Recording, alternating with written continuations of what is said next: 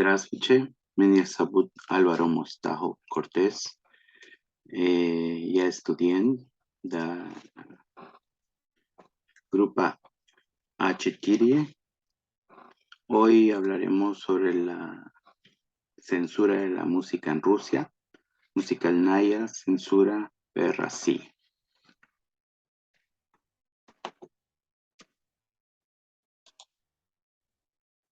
La música prohibida del siglo XX. El siglo XX era de un extraordinario progreso técnico y científico, pero también de gran violencia y destrucción. La música no podía ser un islote aislado, ¿no?, de paz durante este siglo tan turbulento. Hubo periodos durante los cuales la música fue considerada una amenaza total en varios países y fue literalmente prohibida la música clásica en esta época, ¿no?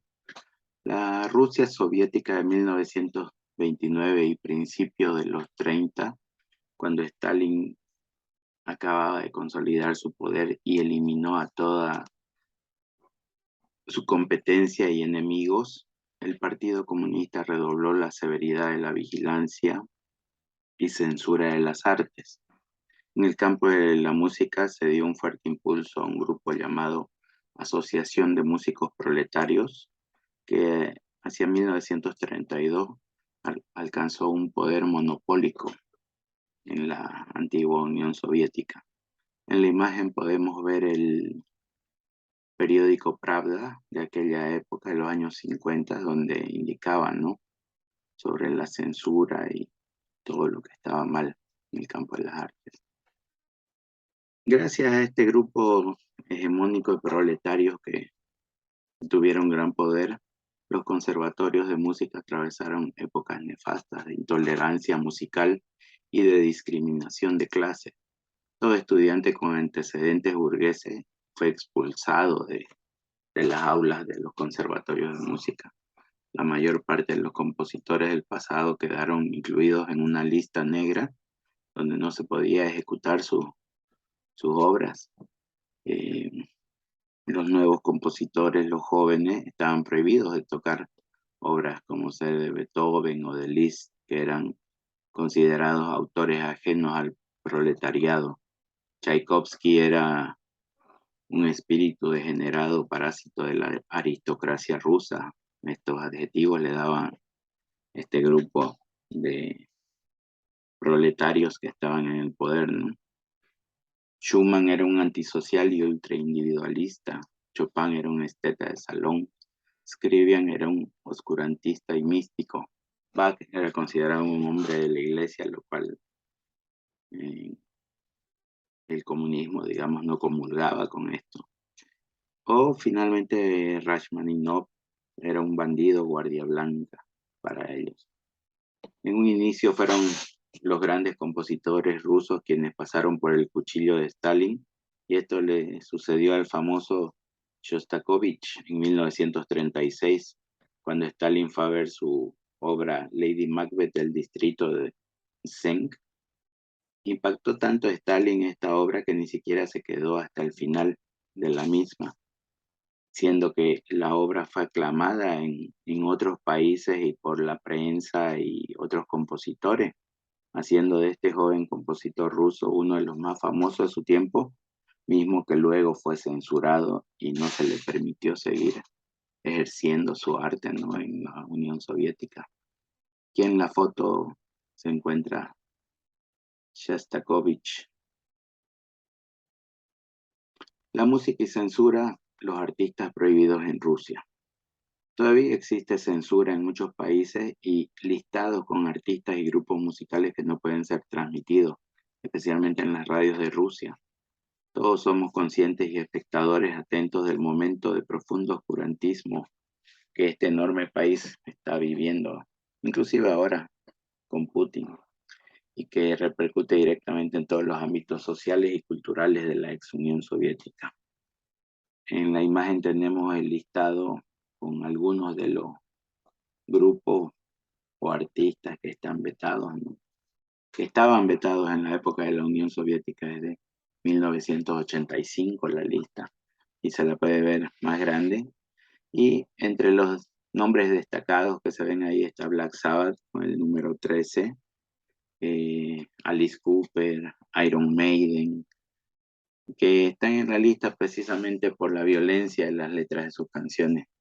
Al mismo tiempo, AC/DC han sido acusados de neofascismo. Y hasta el español Julio Iglesias es un artista tabú. Julio Iglesias está en el número 31, si pueden ver Julio Iglesias, y dice neofascismo. Esto puede ser porque estaba vinculado a la dictadura del general Franco en España en su momento, y por eso también él fue tildado de neofascista. En el Blacklist también hay artistas femeninas como Donna Summer, que no era un estereotipo femenino adecuado para Rusia. Después Tina Turner, que era demasiado agresiva. Y otros grupos como Van Halen, Ramones y Village People, ¿no? La imaginación para eludir la censura en Rusia. Durante mucho tiempo la música que no cumpliera con los lineamientos ideológicos del Partido Comunista era censurada y prohibida en la Unión Soviética. No se podía escuchar en radio, ni cuando hubo televisión, nada, estaba totalmente vetado esto. Esta restricción originó un mercado negro durante la década de los 60, a través del cual se vendían o intercambiaban huesos o costillas, como eran denominados los discos en esa época en la Unión Soviética, y eran discos de copias de Elvis Presley, Beatles, que eran los más buscados, o los Rolling Stones. Los traficantes de la música de hueso utilizaban radiografías viejas desechadas, esto con el fin de copiar la música sobre el plástico, ya que el material que se utilizaba para los discos de vinil era caro y difícil de conseguir. Si bien dicen que la prohibición terminó junto con la perestroika de Gorbachov, la realidad es que hasta el día de hoy existen muchos grupos que tienen prohibido tocar en Rusia. Y era muy difícil conseguir música, así como vinilos, que era lo que había en la época, ¿no? Entonces, los discos eran considerados un riesgo para el partido. Y fueron los Stilyagi, que literalmente significa obsesionados con la moda. Es lo que vendría a ser en América la ideología beatnik, que era la moda de ese momento, ¿no? Todo lo moderno eran los Stilyagi. La música de huesos, como han sido nombrados los viniles estos copiados, se convirtió en un gran problema para el gobierno soviético. Y estos Stilyagi eran los que movían ese mercado negro, por así decirlo. Sin embargo, el intercambio de este tipo de materiales no se acabó debido a la batalla que puso el gobierno, sino a la aparición del cassette, ya que estos eran más pequeños, más fáciles de copiar, y pasaban sin ser notoriamente percibidos, por así decirlo, ya que a los que encontraban traficando música eran llevados a la cárcel o tal vez a algún bonito lugar en Siberia, ¿no? La historia de Ruslan Bogoslovsky, el rock clandestino de la Unión Soviética que se grababa en radiografías. Ruslan Bogoslovsky fue un ingeniero de sonido que logró difundir música occidental moderna durante los años 50 y 60, cuando el país era todavía la Unión Soviética. Se las ingenió para piratear cientos de miles de copias de discos de jazz, blues, rock and roll, lo que le llegaba, digamos. Tenía los instrumentos necesarios para hacerlo, pero el problema era el material, como dije antes, era difícil de conseguir, por lo que él probó con varios materiales hasta que dio con la clave al encontrar unas radiografías tiradas fuera de un hospital en el basurero. Las radiografías no se almacenaban por ser altamente inflamables, y más bien se las botaba para evitar riesgos, ¿no? en los hospitales. Y es debido a esto que se dio la facilidad de crear copias piratas de los discos de vinil en las radiografías. Aquí en la imagen tenemos la imagen de un cráneo que fue usado como disco, una costilla, y en el otro vemos que dice Elvis Presley, el rey del rock and roll, del rock. Y debe ser una copia de colección ahora tener uno de estos discos, ¿no? El proceso de la copia de discos era artesanal, sumamente rústico. Las radiografías eran cortadas a mano y el agujero central se lo realizaba con un cigarrillo encendido. El sonido no era muy bueno, pero al no escuchar nada, podían tener lo último que estaba sonando fuera de la cortina de hierro, ¿no? El sonido, como se dijo, no era muy bueno, pero tenía aceptación entre los Steel Yagi. Los discos valían unos pocos rublos o directamente eran intercambiados por comida o ropa de abrigo según las necesidades de los que pirateaban la música. Se calcula que el ingeniero Ruslan y otros compañeros piratearon cerca de 1 millón de discos durante casi 20 años que estuvieron realizando esta actividad.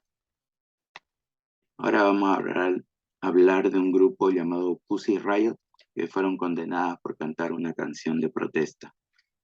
Por cierto, hay documentales sobre ella en Netflix o en YouTube. Pussy Riot es un grupo de 7 mujeres cuyas canciones se dirigían en contra básicamente del presidente Putin. Ahí tenemos la imagen de nuestro modelo. Y a quienes ellas mismas se refieren como dictador.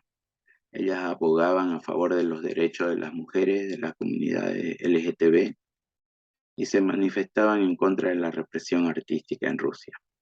Cuando el presidente ruso fue reelecto en 2012, las integrantes de la banda presentaron su canción Madre de Dios fuera Putin, justo en el atrio de la Catedral de Cristo Salvador de Moscú, por lo que fueron arrestadas 3 de sus miembros y estuvieron en una batalla legal y en prisión durante muchos años, luego de que organizaciones internacionales abogaran por ella, lograron ser liberadas. La banda prosiguió con sus actos y canciones de protesta, ya no solo en contra del gobierno ruso, sino también a favor de los derechos humanos y ya con protestas a nivel global. En su tiempo estuvieron en contra de Donald Trump, la brutalidad policíaca, el machismo, entre los temas más relevantes de los que hablaban, ¿no? La banda sigue en actividad, así que pueden buscar sus temas también si les interesa este tipo de música. Spasiba Savage Nimanie, gracias por su atención. Esta fue mi exposición.